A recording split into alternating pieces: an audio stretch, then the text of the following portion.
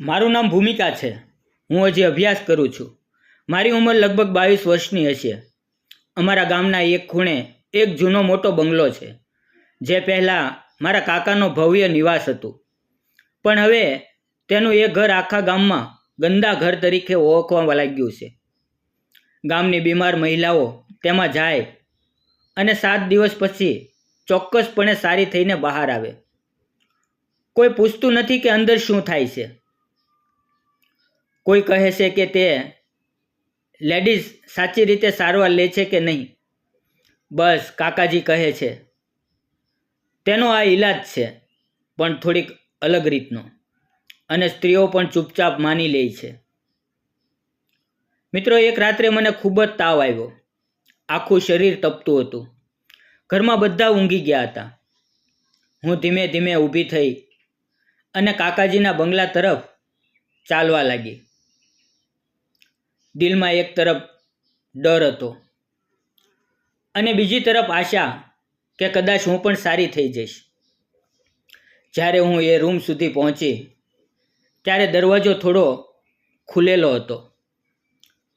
અંદર અંધારું હતું અને એક પ્રકારની તીવ્ર વાસ આવી રહી હતી, જેમ કોઈ જૂના ઔષધો, લોહી અથવા કાટ લાગેલા સાધનોની એ મિશ્ર વાસ હતી.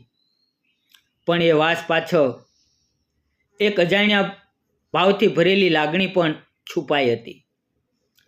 મેં ધીમેથી પગ અંદર મૂક્યો અને તે ક્ષણે મેં જોયું કે દિવાલ પર ગભરાહટ ભર્યા સાયા ફરતા હતા.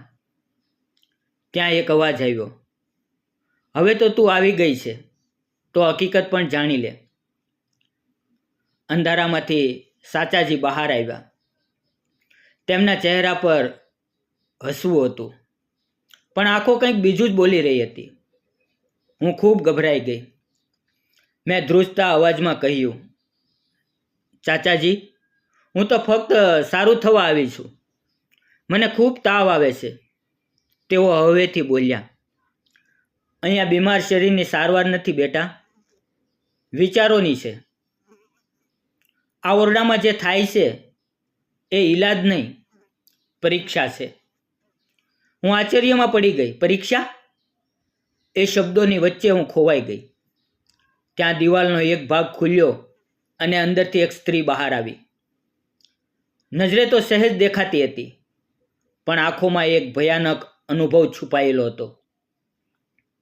તેણે મને શાંતિથી કહ્યું, મેં જે જોયું, જે ભોગવ્યું, એ આજે મને મજબૂત બનાવે છે. પછીના 7 દિવસ હું એ ઓરડામાં રહી. દરરોજ એક નવી દિવાલ ખુલતી ગઈ, એક નવી દુનિયા દેખાતી ગઈ.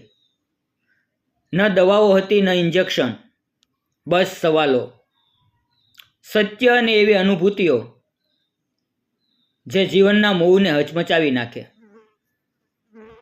7મા દિવસે જ્યારે હું બહાર નીકળી ત્યારે લોકો હેરાન થયા. હું હસતી હતી, પણ મારી આંખો પહેલા જેવી નહોતી, કેમ કે ગંદા ઓરડામાં ઈલાજ નહીં. એમાં સ્ત્રીઓ પોતાનું સાચું શક્તિરૂપ જોઈ શકે એવા દર્પણ હતા. એ એક એવી પ્રક્રિયા હતી જેને શબ્દોથી નહીં, અનુભવથી સમજાવી શકાય. ગામમાં એ ઓરડા અને સાચાજીની ચર્ચા ચાલી રહી હતી. લોકો ચૂપચાપ તેની પાછળના રહસ્યને ગોતી રહ્યા હતા. પરંતુ કોઈએ પૂછ્યું નહીં કે ઓરડામાં થાય શું છે. ફક્ત એક જ માણસ હતો જે તે સત્ય જાણવા માટે તલપાપડ હતો, સંદીપ. સંદીપ ગામની શાળામાં શિક્ષક હતો. એની બહેન પણ થોડા મહિના પહેલા એ રૂમમાં ગઈ હતી અને ત્યાંથી પાછી આવી ત્યારથી ક્યારેય કાંઈ બોલી નહોતી. હવે તે બહુ શાંત અને અંદરથી ખોવાયેલી જણાતી હતી. સંદીપે બહુ વાર પૂછ્યું, તે ઓરડામાં તારી સાથે શું થયું હતું? પરંતુ એની બહેન હંમેશા એક જ વાત કહે, તું નહીં સમજી શકે. સંદીપના મનમાં તો અંધારાની અંદર એક અગ્નિ ઉછળતી રહી. એક રાત્રે એ ચૂપચાપ ચાચાજીના જૂના બંગલામાં ઘૂસી ગયો. ઓરડો પહેલાંની જેમ બંધ, ભયજનક અને અજાણ્યો લાગતો હતો, પરંતુ આ વખતે દરવાજો પૂરો બંધ હતો. તેણે દરારમાંથી અંદર જોયું. એ જ જૂની વાસ, એ જ ધૂંધળા છાયા અને એક નવી સ્ત્રી અંદર બેઠી હતી. ત્યારે કોઈ અચાનક તેના ખંભા પર હાથ મૂક્યો. તે પાછો ફર્યો. ચાચાજી સામે ઊભા હતા. તે બોલ્યા, તું અહીંયા શા માટે આવ્યો છે? તેણે પૂછ્યું. ત્યારે સંદીપ બોલ્યો, મારે જાણવું છે કે શું છે આ બધું, ખરેખર સત્ય શું છે? ચાચાજીએ તેને જોયો અને બોલ્યા, સત્ય જોવું છે તો અંદર આવી જા, પણ યાદ રાખ, અંદરથી એ જ બહાર નીકળે છે જે પોતાના અંદરના અસત્યોને મારી શકે. પછી સંદીપ અંદર ગયો. અંધારું તેને ઘેરી ગયું.